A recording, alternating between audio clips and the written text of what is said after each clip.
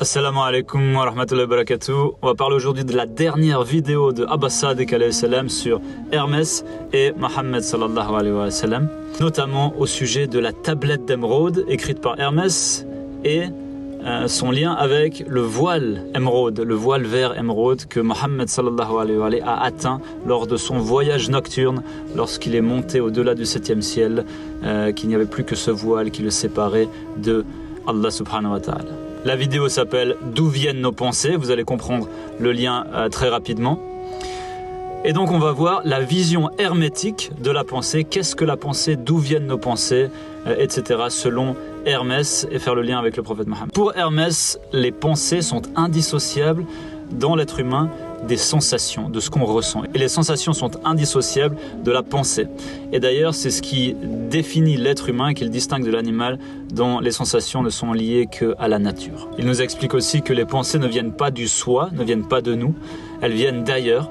Soit elles viennent de Dieu, et ce sont des bonnes pensées, vertueuses, soit elles viennent du mal, des démons, des bas mondes, et qu'elles sont des pensées néfastes, négatives. Ce qui forme deux sortes d'êtres humains: l'être humain matériel qui est nourri et qui cultive les pensées négatives, qui est attaché à ce bas monde, et les êtres humains spirituels ou substantiels qui sont attachés à l'au-delà et qui produisent des pensées positives, des pensées qui s'élèvent vers Dieu. Donc selon Hermès, la gnose produit des pensées positives. Celui qui connaît véritablement Dieu, le véritable gnostique, a des pensées positives et peut tout endurer. Celui qui connaît Dieu peut tout endurer. Et donc ceux qui possèdent la gnose pensent différemment des autres êtres humains.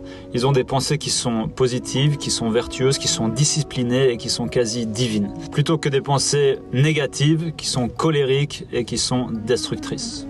Et donc certes, la terre c'est le domaine du mal, créé par le mal, où le mal règne, mais celui qui connaît Dieu, le véritable gnostique, peut tout endurer, tout supporter et transformer même le mal en bonne pensée, en pensée positive, qui peut le faire s'élever vers Dieu.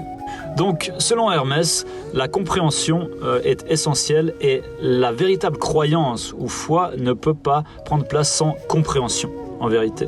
Comprendre, c'est croire, et ne pas comprendre, c'est ne pas croire, selon Hermès. Et donc là, on va commencer à faire le lien entre ces pensées et ce voyage vers Dieu de Hermès et Mohammed.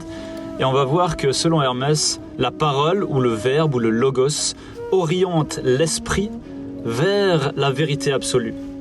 Mais qu'à un certain point, l'esprit n'a plus besoin de la parole et peut aller tout seul se diriger vers cette vérité. Et il peut saisir cette vérité par lui-même.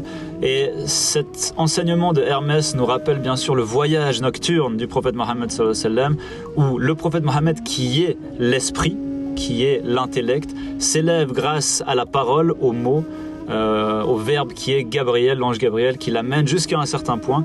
Et à partir de ce certain point, Mohammed va pouvoir aller tout seul vers Dieu. Gabriel ne peut plus le suivre. Donc de quoi ça parle? Ça parle de pensées positives qui s'élèvent vers Dieu, qui sont aidées par des paroles. Pourquoi? Parce que selon Hermès, la pensée n'est activée que lorsqu'elle est prononcée en tant que parole.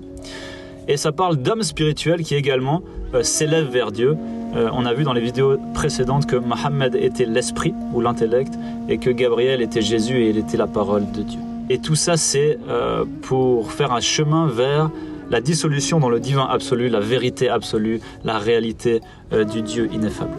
Donc dans le Miraj, le voyage nocturne du prophète Mohammed sallallahu alayhi wa sallam, qu'est-ce qui se passe? Il s'élève en fait par étapes à l'aide de l'ange Gabriel jusqu'au 7e ciel et jusqu'au voile émeraude, qui est en fait la limite entre lui et Dieu, à travers lequel il va voir une petite part de la lumière divine.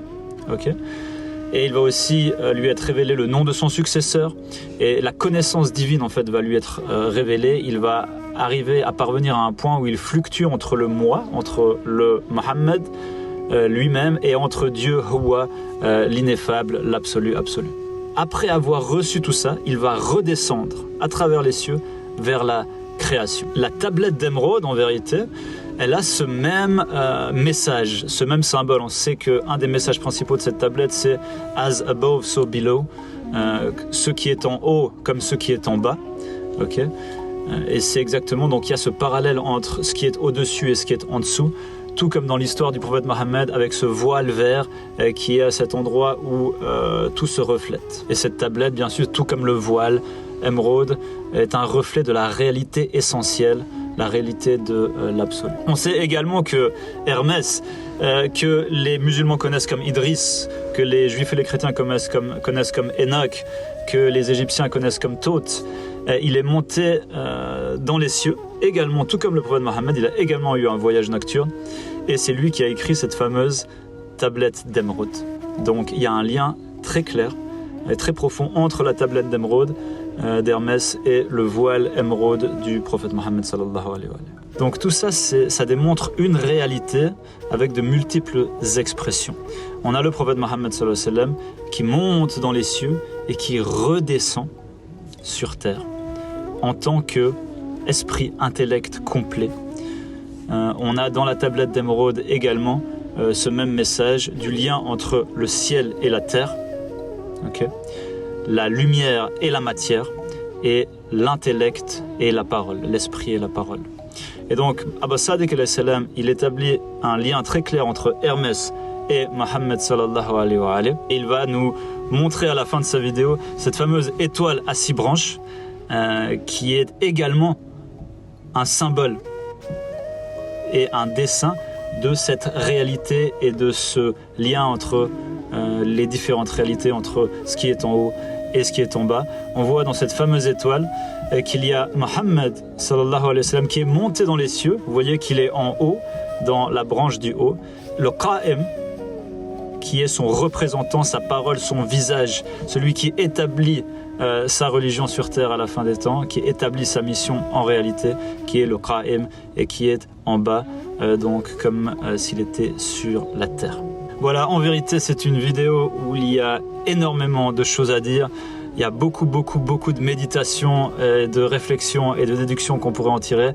Je vous laisse regarder la vidéo en entier et en faire vos propres déductions, amenées par Hermès, tout comme par le prophète Mohammed, que la paix soit sur lui et sur sa sainte famille.